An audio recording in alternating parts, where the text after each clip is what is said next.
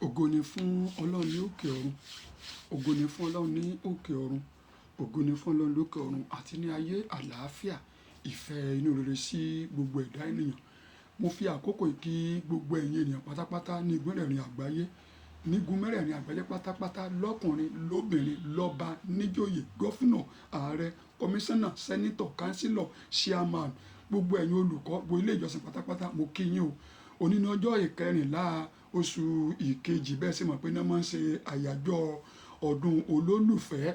Ìyẹn fún àwọn lọ́kọláya ló pé fún jù. Àárín gbogbo yín kò ní dàrú o. Ó tún wúlò náà fún gbogbo orílẹ̀-èdè lápé kí wọ́n bára wọn ní ìrẹ́pọ̀ tó dánmọ́rán, tó dángájá, tó dáa, láìsí ìfòyà, láìsí ìjà tàbí ìta, láìsí ọ̀la tàbí ìdààmú, kí wọ́n jọ máa gbé ní ìrẹ́pọ̀.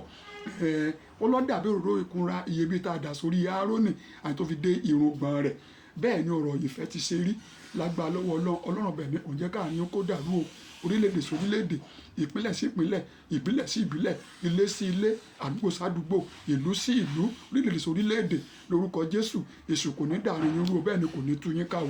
Lọ́kọláya ní ètí ṣe ẹ̀yin tẹ́ ẹ níyàwó ńlé, tẹ́ ẹ bímọ, àárín kò ní dàrú o. Ní tẹ́ ẹ fi wo Olódùmarè tó fi ń fi ìfẹ́ rẹ̀ bá yín gbé tí dòní kò ní bàjẹ́ o. Tá a bá wo inú orin Dáfídì, orí 103 tá à ń pè ní Psalm 133, ó ní kíyèsí, ó ti dára, ó sì dùn fún àwọn ará láti mọ̀mọ́ gbé ní ìrẹ́pọ̀. Ó ló dàbí òróró ìkunra iyebíye lórí tó sàn dé irùngbọ̀n Áárónì, tí ó sì sàn sí etí aṣọ rẹ̀. Ó nítorí pé kí ni ó ní bí ìrì Ámónì tí ó sàn sórí òkè Síónì, nítorí níbẹ̀ ni Olúwa gbé pàṣẹ ìbùkún àní ìyè láé àti láéláé. Ẹ̀mí ìyè, ìgbọ́ra ẹni yé, ìṣọ̀kan, ìrẹ́pọ̀, àlàáfíà yóò máa bá gbogbo yín gbé o. Lọ́kọláya àárín kò ní dàrú o.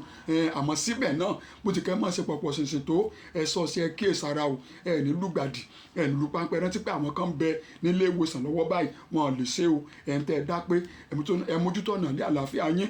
Ẹ ń tẹ́ ẹ tí ì dá pé ẹ ní ẹ kíyèsára o. Ẹ ní àlàáfíà lágbára lọ́wọ́ Ọlọ́run.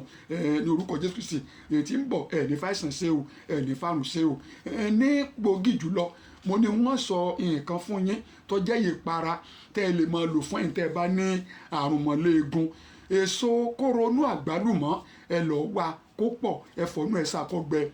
Èso inú ètí ṣe píà tí wọ́n pè ní avocado, ẹ wá bíi 4 àbí 6, ẹ fọ̀nú ẹ bó èpo rẹ̀, ẹ gé kéékèèké, ẹ ṣàkọgbẹ. Ẹ lọ rè wá omi ẹkù dúdú tá a mọ̀ sí àdídúdú ìbílẹ̀, àtomi ẹkù pupa tá a mọ̀ sí pupa díẹ̀, àti kẹrosíìnì. Ẹ ṣe kó jẹ́ ìlàjì ìgò pẹ̀lú oyin gidi náà, ìlàjì ìgò. Tẹ́ bá ṣàwọn nǹkan tó bá gbẹ tẹ́ ẹ lọ tó kúnná dáadáa lúbúlúbú, ẹ dà sínú rẹ̀. Ẹ fún un ní òrí tó báyìí tẹ́ ẹ lè gbá tó náà lè jẹ́ ìlàjì ìgò. Ẹ papọ̀ sínú rẹ̀, ẹ dà kí ìṣẹ́mi papọ̀ dáadáa. Ẹ máa gbéra ná. Tẹ́ bá ti wẹ ẹni tó ní àrùn mọ̀lẹ́gùn tán, kó máa fi wọ́ ara rẹ̀ wálẹ̀. Ẹ gbọ́ bẹ́ẹ̀ yẹn. Ẹ lè wá ọ̀gà gbígbẹ bákan náà pẹ̀lú ewé àtò. Ẹ sọ náà di powder dáadáa, kó kúnná lúbúlúbú. Ẹ dà papọ̀ mọ́, ẹ máa fi ṣe ìpara. Ẹ lè dá sọ́nà méjì.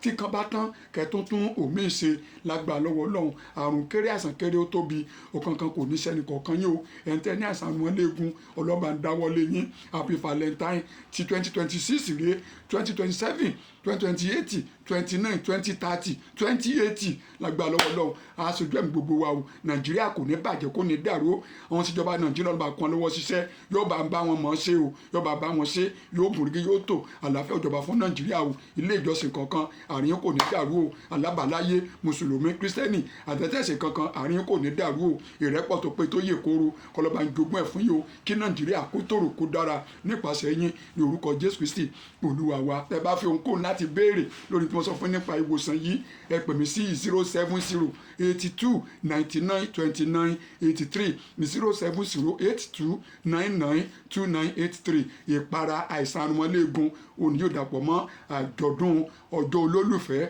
Ire ni yóò jẹ́ o. Ẹni fàìsàn sọdún o. Pàṣẹ Jésù Kristi Olúwa wa. Àmín.